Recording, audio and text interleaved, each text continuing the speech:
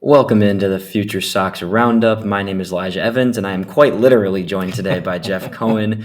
This is a special episode for us as we are together in Charlotte right now. I'm hanging out with Jeff for the week. We are going to a bunch of Knights games in addition to a bunch of Cannonballer games. It's been super fun so far. We're going to kind of break up this week into two episodes.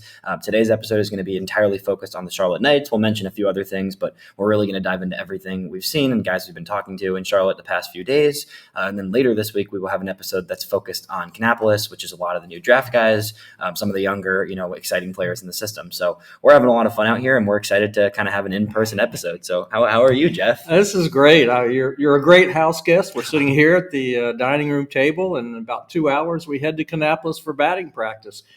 How can you argue with that? Yeah, this has been fun for sure. I'm appreciative of Jeff for having me out here, and we're having a good time. We're catching up with guys. We talked to Colson Montgomery yesterday. Got to talk to Nick Nastrini after his start earlier this week. I caught up with Bryan Ramos, Tim Elko. We're going to have interviews posted on Twitter and on the FutureSox page for all of everybody to check out, and it's really been a blast. So we're gonna dive into everything. We're gonna talk about the Knights because there is a lot of players on this roster, Jeff, that are about ready. I think we're at the point where, we keep watching the White Sox and hoping it's going to get better. And it's been better the past week or so. There's been some more energy, some more fight from the White Sox. But in general, there's a lot of players in Charlotte who are going to be part of the 2025 roster. And I think it's good to see them here and it's good to see them looking good here. But at the same time, we're ready to see some of these guys get out of here, honestly. So we'll go through the records real quick in the system, and then we'll dive into everything Charlotte related. Charlotte is currently 52-61, 1-1 this week so far. Hopefully we're going to get some more wins throughout this week.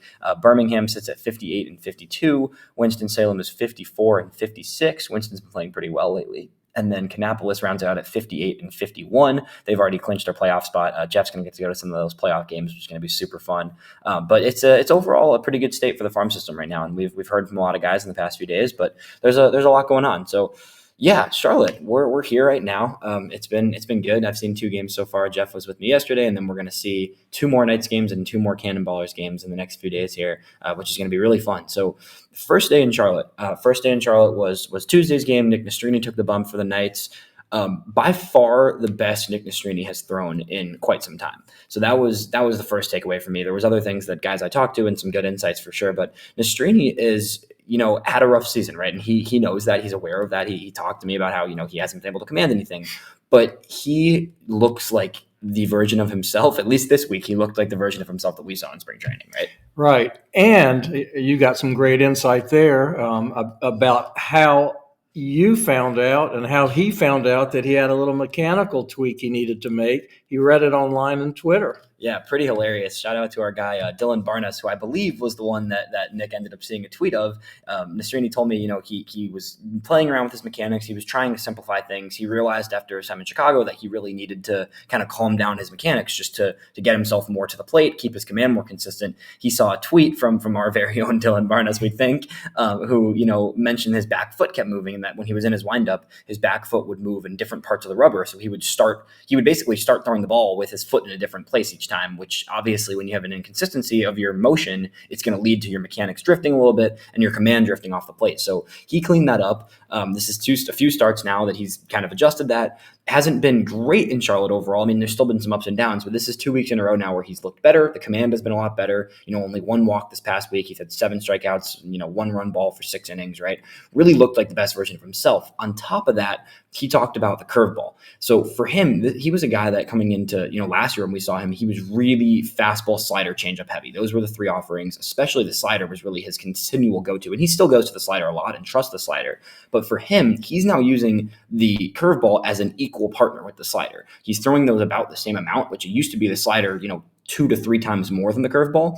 He really likes the way his curveball is developing and told me kind of that's been a big key for him is really mixing that in more consistently. And I saw it this week. Like his curveball was sharp and he was able to locate it, especially early in the count too. He talked about how he kind of uses that pitch as a get over strike early in the counts and a breaking ball that he can trust himself to throw in the zone. Right. And, you and I both talked to him a lot. He's a really bright guy. We knew he'd figure it out. We just didn't know if it'd be this year. So it's great to see him turn it around. I think he's either got 3 or 4 more starts left. Yeah. So and I wouldn't be shocked if he can do what he did 2 days ago for a few more starts. I wouldn't be shocked to see him get a few September games in Chicago, even if it's out of the bullpen, right? Like this is a guy that we've talked about this time and time again. Like there's a lot of pitchers down here, and not all of them are going to be in a 5-man rotation. I mean, we see Davis Martin in Chicago look really good last night. Yeah. Kai Busch has had his struggles, but he was a magician on Monday against the Yankees, getting around 7 walks, only allowing 2 runs. There's a lot of guys that are establishing themselves, and not everybody's going to be a starter. So I still believe Nastrini can be a starter, but at the same time, like whatever he's doing right now, let's see it keep rolling. And if he comes into Chicago as a reliever late in the season, sure. If he stays in Charlotte the rest of the year, that's also fine with me. I mean, we'll see what he does next year, right? Like there's time, and I don't think that a rough 3 months, right, should completely deter what Nastrini did the past 2 years, where he looked like one of the better pitchers in the system, right? Yeah, absolutely. And speaking of the Charlotte roster, there's going to be a slight change because Dominic Leone is probably going to go on the IL. He got pulled with an arm problem last night. So I'm guessing it's going to be Sammy Peralta, but I think there are a couple other guys you and I would like to see. We saw Trey Mago on Tuesday in Charlotte, and Trey Mago, acquired for Eloy Jimenez. Like, I thought he might go straight to Chicago after the trade deadline, frankly, when he got acquired. This is a guy who's, a left-handed 26-year-old reliever who has been nails all year, whether in Norfolk and then since coming to Charlotte, he's been just excellent all year. The White Sox, don't have a lefty reliever that they really have as a core piece moving forward, right? And this is a guy that, has done nothing but dominate all year in AAA. He spent the entire season in AAA. I really don't see a reason why he shouldn't get a shot. Beyond that, there's other guys too. Addison Coffey, we saw pitch last night. Coffey had a rough night last night. Couldn't command a little bit, got into a rough situation there, but still got out of it. Yeah. But, is someone who's been really consistently solid all season in Charlotte this year. So there's a lot of options down here. I mean, Baroa could get another shot. He looked a little bit better his last few games in Chicago before he came back down to Charlotte. So there's guys here that should be in Chicago in the near future. It's just a matter of when. On the other side of Tuesday, the guys I caught up with before the game, I got to talk with Bryan Ramos for a little while, talked to Tim Elko for a little while as well.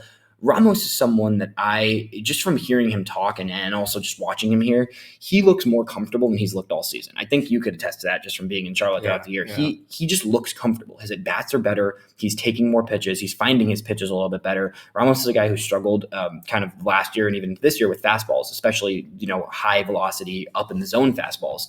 He's doing a better job, attacking the fastballs when he gets them and also adjusting really well to breaking balls and knowing how to punish the pitches that he's good at hitting. So Ramos is a guy that I think, I don't really see the reason. You don't want to rush it because he is in a rhythm right now and you don't want to totally change that, right? But he told me, he was like, yeah, I got out of my rhythm getting to Chicago. I felt really good. I got hurt. I kind of had to settle back in. I went back to Chicago and he wasn't quite in his flow.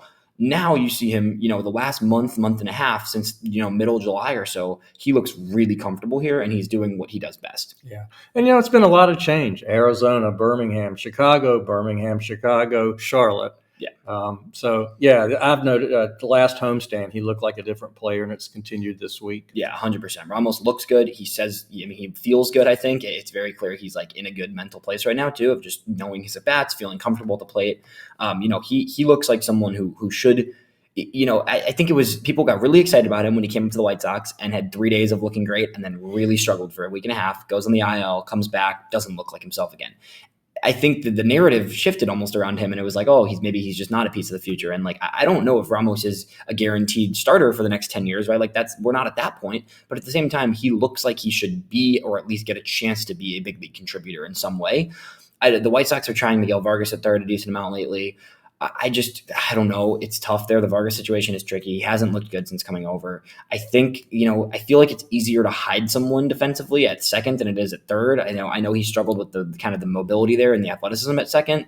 I still would rather see Ramos get innings at third because Ramos is a pretty good third baseman. He's got the hands, he's got the arm strength. His throws can be a little wary at times. He had one throw this week that we saw that was, a little bit of an errant throw, which happens at times for him. But in general, he looks like he has the ability to be a above average third baseman. So I'd like to see him get at least some innings there, whether one way or another, right?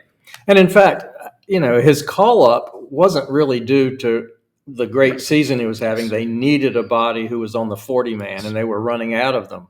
So that was really unfortunate. And the White Sox have admitted as much. Yeah, that's exactly right, for sure. So I think Ramos, at least in September, if it's not in the next few weeks, I think he deserves a September call-up just to get some more big league innings under his belt. The other guy we chatted with on Tuesday was Tim Elko, who, he's the type of player that like I might just have to admit I'm wrong, because I like Elko. He's a great dude. I think he's got a ton of talent.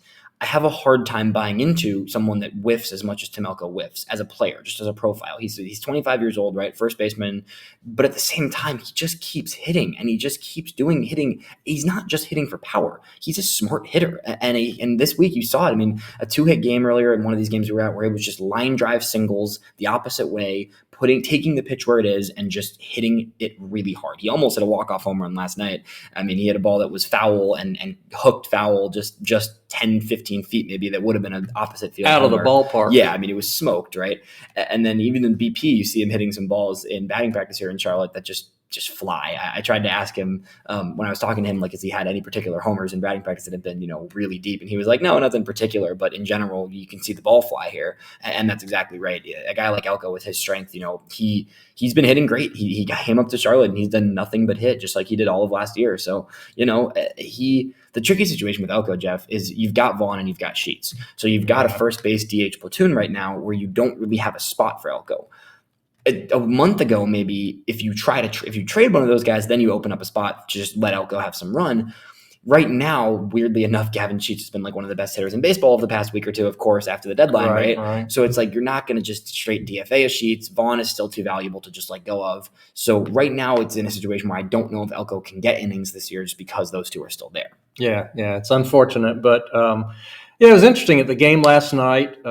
He had a great at bat where he had 2 strikes and made just a defensive swing just to get the bat on the ball, and it goes off the wall, and then there were 4 strikeouts with it. So, we got the good and the bad last night. Exactly. It's tough because there's some at-bats where you see him and you just like, this guy just has a knack for hitting, and he just finds a way to get the barrel to the ball and he hits it incredibly hard. I mean, he's always posting impressive exit velos and everything along those lines. But then there's also times where, he gets hit with a breaking ball that's a good one and he chases it, and it's just a very clear strikeout at times. So there's ups and downs with Elko. I think he's going to get major league time and get a chance at some point. I'm not sure there's a spot for him this year, given the rest of the roster. Right.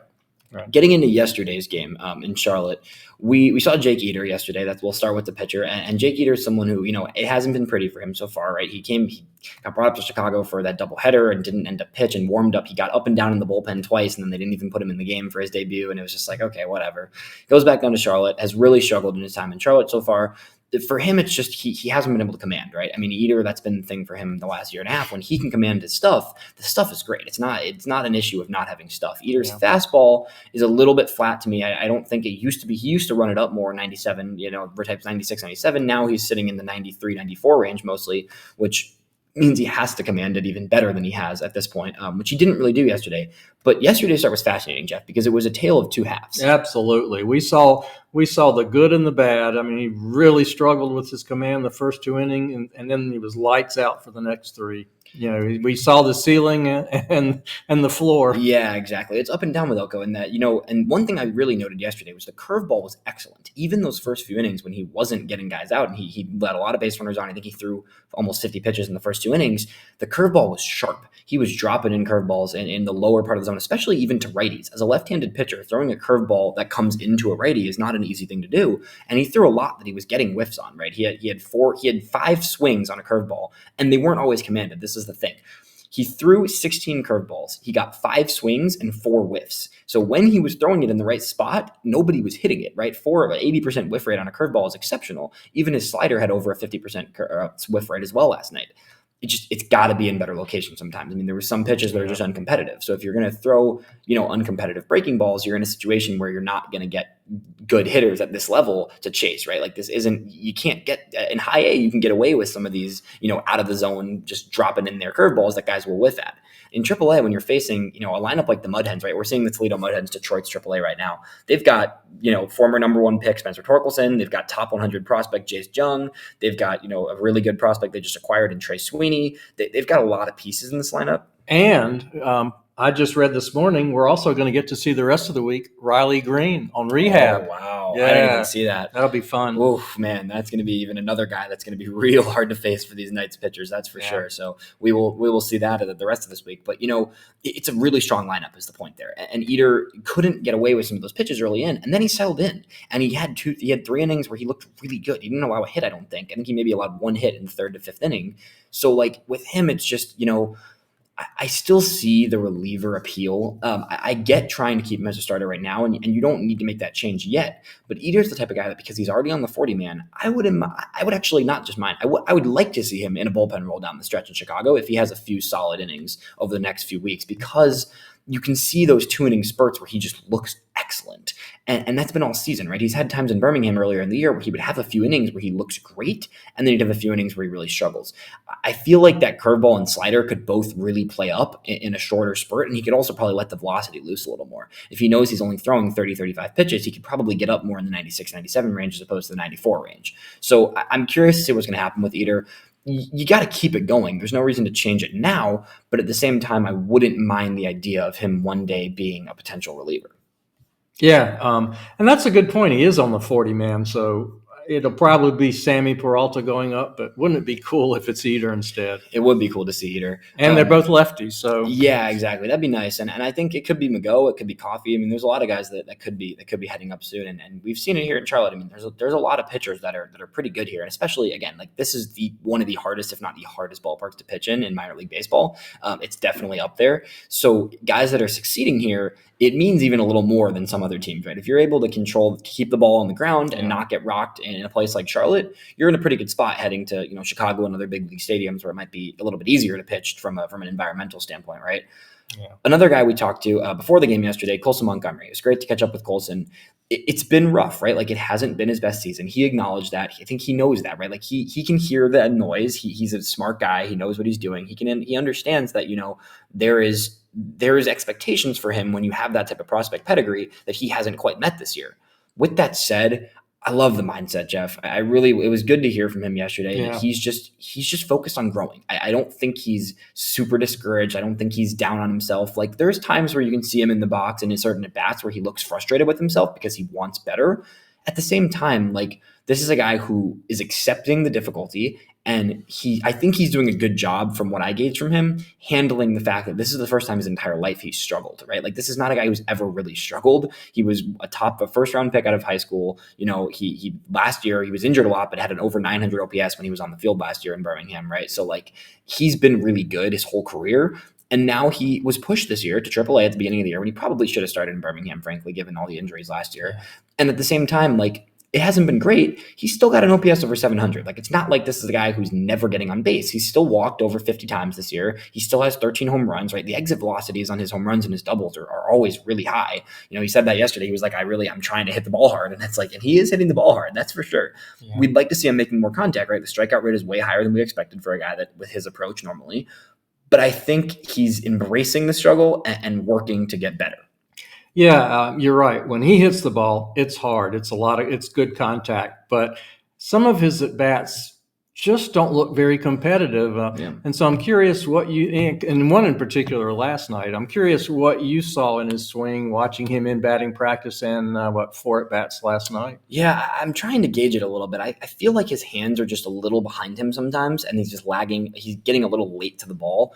I need to really dive into some tape on him and look into it deeper. I think my gauge is that he's really trying to impact the ball, and I think that's been this year has been a big emphasis is trying to add that impact, and it's resulted in a little bit more strikeouts. The other thing he also talked about was that pitchers are pitching him differently, and that it's not just throwing strikes and trying to get him out. It's trying to get him out and confusing him and throwing pitches in counts he's not normally expecting, right?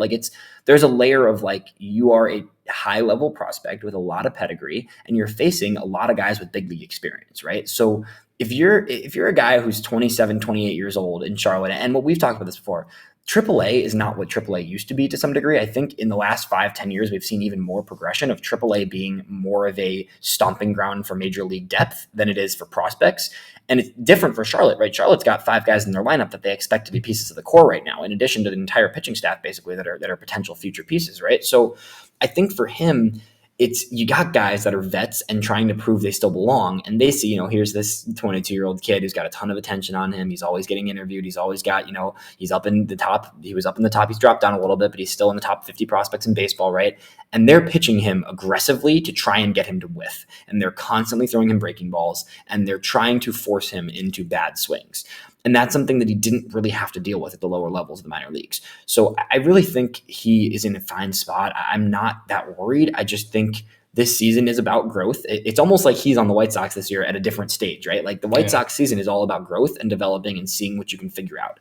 And he said it himself. He was like, you need to go through this. And I'm almost happy I'm dealing with some struggle. And he admitted that. And that's really candid to be able to say that, because I think it's easy to say, I'm struggling. I'm trying to figure it out. I'm working on it. It's frustrating, whatever. And I think he has the right mindset of like, he knows he's struggling a little, but he's just trying to keep going and keep working. And he's going to have an entire offseason. And I still think we're going to see him as an impact player in 2025 in Chicago. I really do. I do believe that after a full season in Charlotte, hopefully, and an entire offseason of working with the big league coaches and the staff and everything and going into spring training, I don't know if he breaks camp with the team necessarily, but we're going to see him in Chicago in 2025 at one point or another. Yeah. And I still really believe he's going to be an everyday big league player. Yeah. And, at times you're right. It's been tough to watch. But the truth is the AAA season runs a lot longer than the rest of the affiliates. And it runs through September. So he may still have 200 at bats. I'm not giving up hope that, he has a nice run here to finish. There's still a lot of baseball for him to play this year. Yeah, I completely agree. I think that we're going to see, more good signs out of him coming in the future. Another guy that we got to mention, who we're going to get to talk to later this week, Edgar Caro has been unbelievable. It's pretty ridiculous looking at his numbers in Charlotte. Really cool note from my guy Aram Layton with Just Baseball, who broke down an entire thread I retweeted it. It's on Twitter somewhere, but he broke down how Caro's narrowed his stance a lot. So Caro had kind of a wider stance last year throughout his whole career. He's come a little more narrow. He's keeping his backside in motion a little bit longer. So he's really using his backside to the best of his advantage and staying back and getting his barrel through the zone for a longer period of time. Caro's swing looks good. He looks comfortable. And he's using that swing adjustment to tap into more power, right? So this is a guy that as a 19-year-old had, I think, almost 20 homers with the Angels before he got traded 2 years ago, right? Last year, you saw the power come down. The approach still remained really good, but the power, he wasn't getting to it as often. When he got to it, you saw it, but he wasn't getting to it as often. This year, he's getting to the power. He's still walking a ton.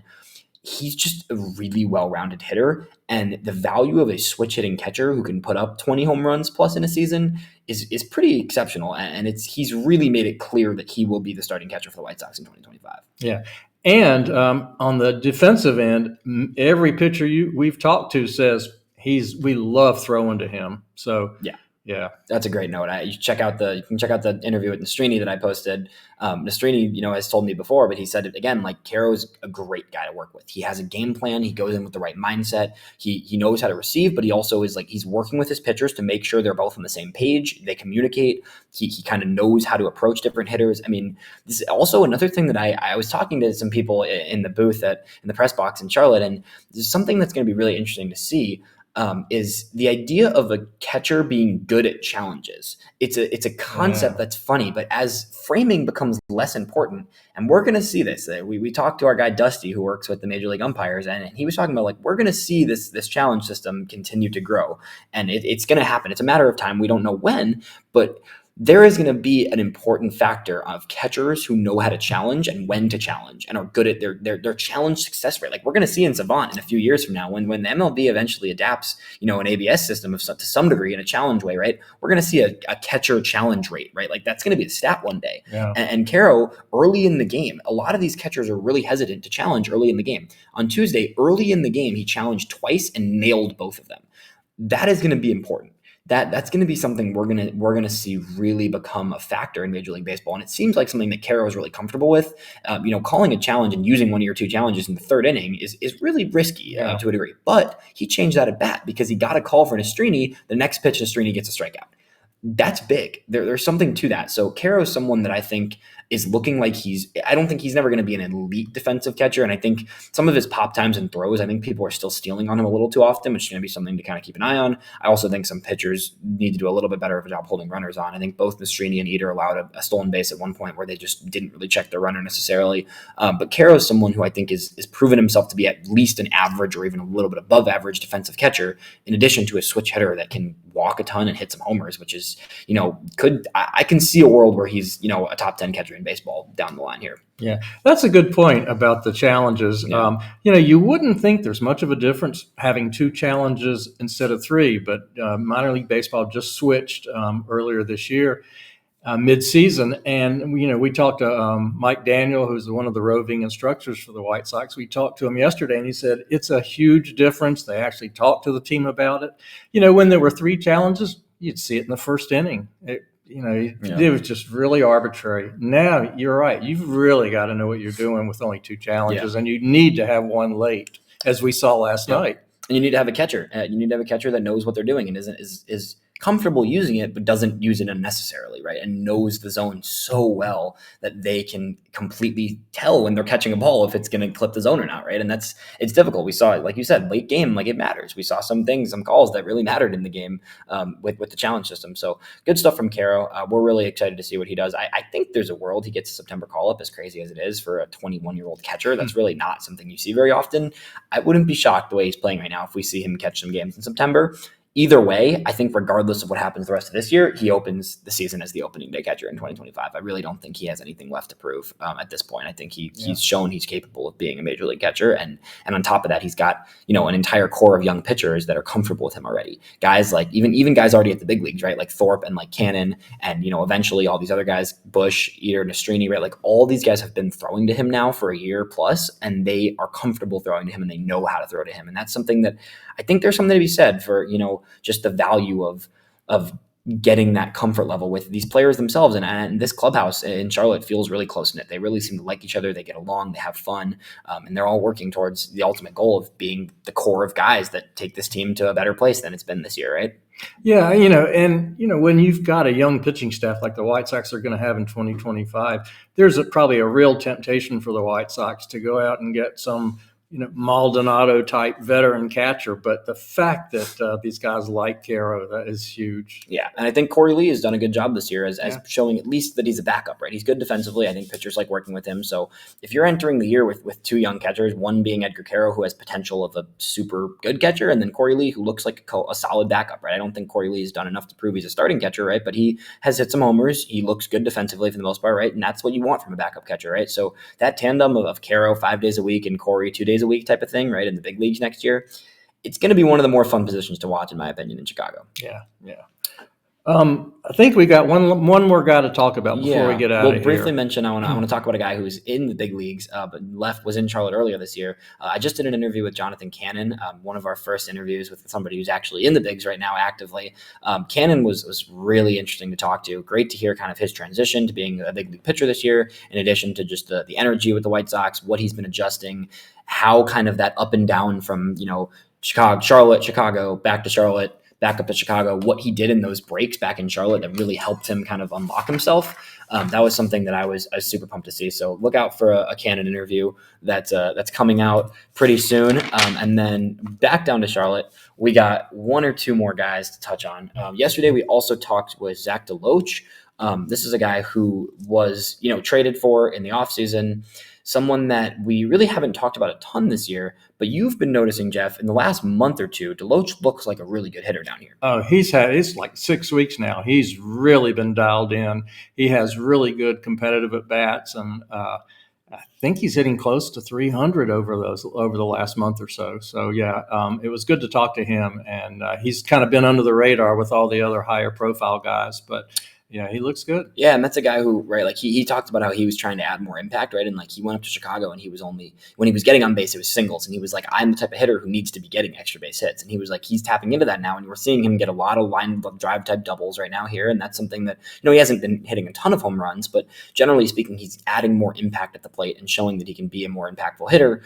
Another guy that I'd like to see him in Chicago for a little bit, right? Like he's Yeah. what is right field right now in Chicago? I mean, I know Fletcher's been okay lately, but in general, like let's give him some innings, Well, let's get him some time, whether it's over Sheets or over Fletcher, even if you want to sit Benny for a few days here and there, right? Like whatever, sit Robert for a few days. Lay's been playing, it's whatever fashion it comes in. There's no reason to not try even more of these guys at the big league level, just because they're ready, and some of them have been hitting well, and you should reward that hitting well in a season that's obviously essentially over, right? Like get some of these more guys up. I mean, Ramos, Deloach, I think some of these pitchers, whether it's Nastrini or Eder or even the bullpen guys, right? It's about time we see more of these guys. We're going to have even more content coming from Charlotte, so definitely keep locked in with us at AAA Jeff, at Elijah EV8. We are going to be posting more interviews and videos and all that stuff.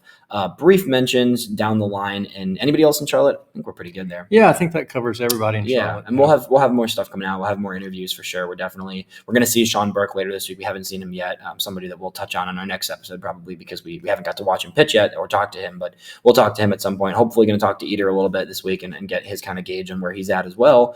But all good things all around here in Charlotte. It's fun to be here. It's a great place that I can't recommend enough for White Sox fans if you're ever down in Carolina to come check out a Knights game. It's a really fun stadium. Yeah, come hang out with Jeff if you're in Charlotte. Let him know you're here. And that it's fun. We enjoy it. It's a good time down here. Brief mentions in Birmingham, and then we'll have a whole episode in a few days that's Kannapolis focused, and we'll mention a little bit of Winston in the lower levels there as well. Brief mention in Birmingham. Juan Carrella got up to Birmingham, and in his second Birmingham start last night threw a 6-inning shutout last night. Guys just get to Birmingham and shove for whatever. I mean, it's pretty funny. I mean, that is a pitcher-friendly league generally in the Southern League and that ballpark too, but people are getting to Birmingham and just doing excellent stuff down there. So it's pretty cool to see the energy there in Birmingham and just see who's kind of, been taking those steps forward. But Carrella is a guy that I was really high on last year, and this year hasn't been quite as pretty for him in the command department, but someone who still has the stuff to really continue to rise to the ranks, whether it's as a starter or a reliever. Carrella looks good in Birmingham so far. I'm excited to kind of dive into more stuff about him and that Birmingham team next week. Yeah, that'll be fun. But, for now, we've got 3 days, 3 batting practices, 4 games in 3 days.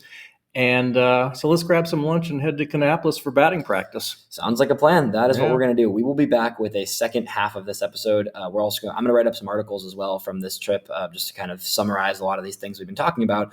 But we will be back in a few days for a Canny breakdown. We're gonna get out there today and really hopefully talk to a bunch of the new draft picks. That's something we're really looking forward to is talking with these draft guys. So we will be back in a few days for another edition of the Roundup. But that is all for now from Charlie.